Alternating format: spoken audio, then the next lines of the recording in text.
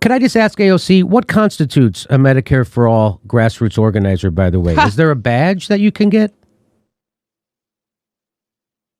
Is there some kind of committee that signs off on you being an actual grassroots organizer? What are the parameters, AOC? So what she's saying is Jimmy Dore is not allowed to push for this because he's not approved. Who approves them? That's what I'm asking. Is there a badge? Is there a committee? Is it the DCCC? Is it Nancy Pelosi? Who decides if I'm a good enough grassroots organizer so that I can petition my government for something? I thought anybody could do that. I'm not a grassroots organizer. What do you call this campaign? I'm not allowed to advocate for Medicare for All. AOC is telling me I'm not allowed to advocate for Medicare for All. There's only certain approved people who are. I'm going to tell you why I'm allowed to advocate for Medicare for All. Because I got sick a few years ago. And I got sick in a way that was hard to diagnose. They didn't know what it was. And they would say, hey, it's this. And they'd give me a treatment. And six weeks would go by and I'd get sicker. And then 6 more weeks would go, they'd go, oh, it's this. And then they'd give me a treatment and I'd get sicker. And then months would go by and they would go, oh, no, it's something else. And they order all these tests and all these stuff. And the insurance company wouldn't pay. And then a year went by and they still kept misdiagnosing me. And the insurance company still wouldn't pay. And then I had to walk in the doctor's office and get denied service because, my credit card was packed and I owed them money already. I didn't have any more room on my card. I had to limp into an office dying, hunched over, dying, on fistfuls of Vicodin. I had to set my alarm. If I had to get up, I had to set my alarm a half hour early so I could take a fistful of Vicodins just so I could get out of bed. Just so I could get out of bed. I couldn't even roll over in bed. I couldn't sleep. I couldn't roll over. Why? Well, another year went by of illness with them misdiagnosing. And they said, you know who you should see? You should see this guy, Dr. Sharp. Dr. Charles Sharp. They go, he's the best guy. So I called him. They didn't take my insurance. So I couldn't go see him because I didn't have any money at all at that time. By that point, after 2 years of this. So I went to one of his students. I went to Dr. Sharp's students. I thought that would work. I got sicker. Then one day I stepped off a step the wrong way.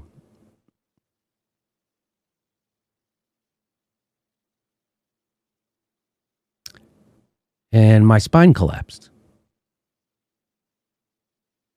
Literally. I went from being 5'10" to being 5'7". Like that. Like that. One step. Boom. My entire spine collapsed.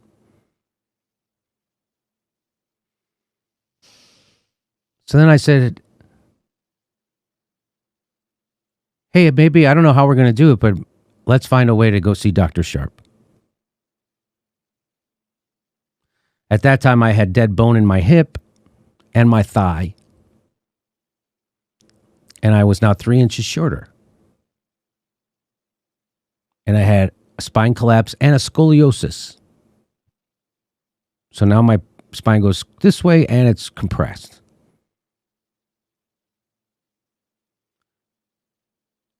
And I still had to go try to get treatment. They still hadn't figured out what was wrong with me. And I was bankrupt. We didn't have any more money.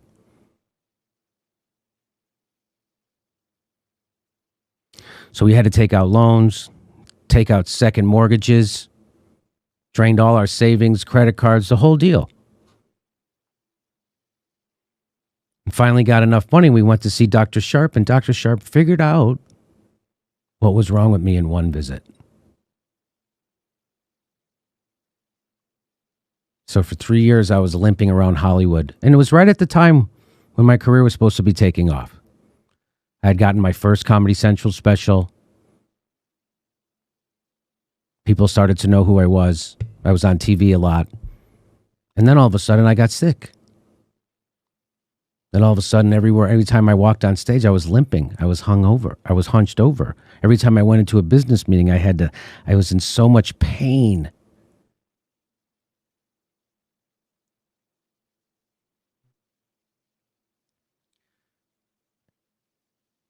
And so when I got to see Dr. Sharp, he said, "Know where you go. Will anyone know what this is?" I said, "Well, how do you know what this is?" He said, "I saw it once before in 1968. It's called hypophosphatemic osteomalacia."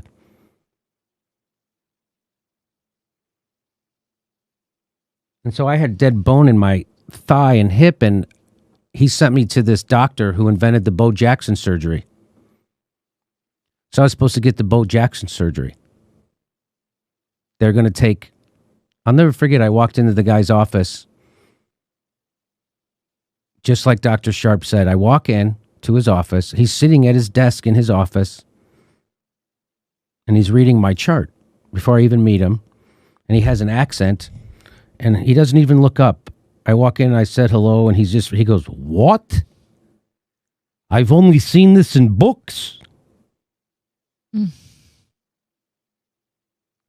I said, "Yeah, I know. I know."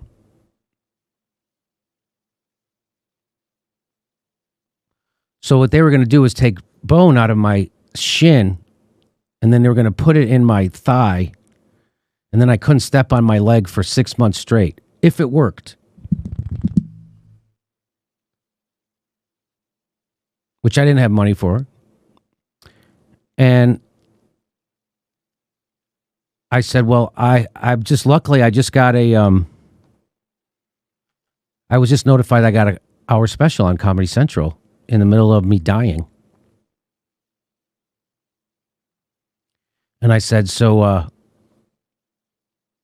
the only reason I haven't killed myself already is because I have to do this Comedy Central special. And then when I do it, I'll kill myself. But I have to do this hour special.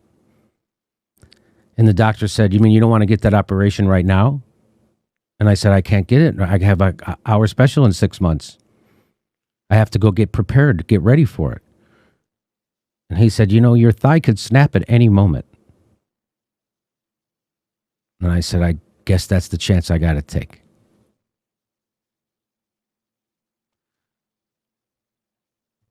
In the meantime, they tried to find the tumor that was causing all this. Anyway, there's way more to this story.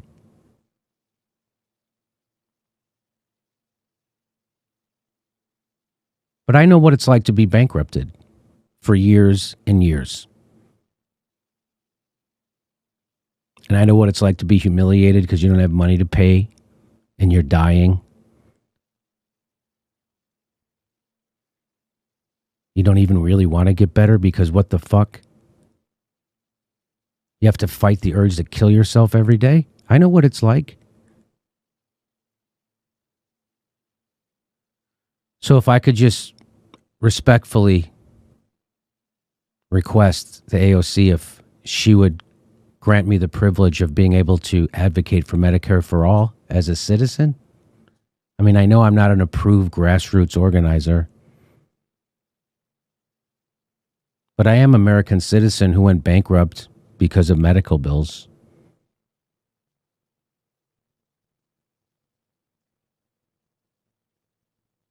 In that same time, I had about, 24 root canals.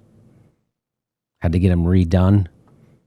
Guess who has to pay for that? That comes right out of your pocket. Nope, no dental insurance pays for that. I had about 24 root canals. Not exaggerating.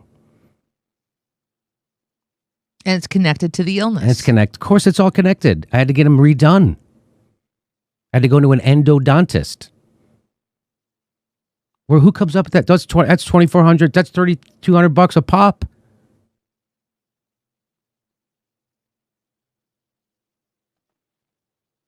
Just for my teeth. Just for my teeth. Anyway, so I hope I don't know if Alexandria Ocasio-Cortez has ever been in that kind of a situation where she's ill, if she's ever had a huge illness and if she's ever went bankrupt from it, if she's ever had to go to doctor's offices for 3-4 years straight trying to get better while she's broke. I don't know if she has that experience, but if she did, I would let her be the one to advocate for it. I would request the same courtesy. So now there's certain people are able to redress the government, that they have certain special privileges than other Americans. This is garbage. This is a healthy, young, rich person who's running on celebrity and now trying to find a way not to do what she said she was going to do, which is fight for you for Medicare for all. She's finding a million different ways to do it.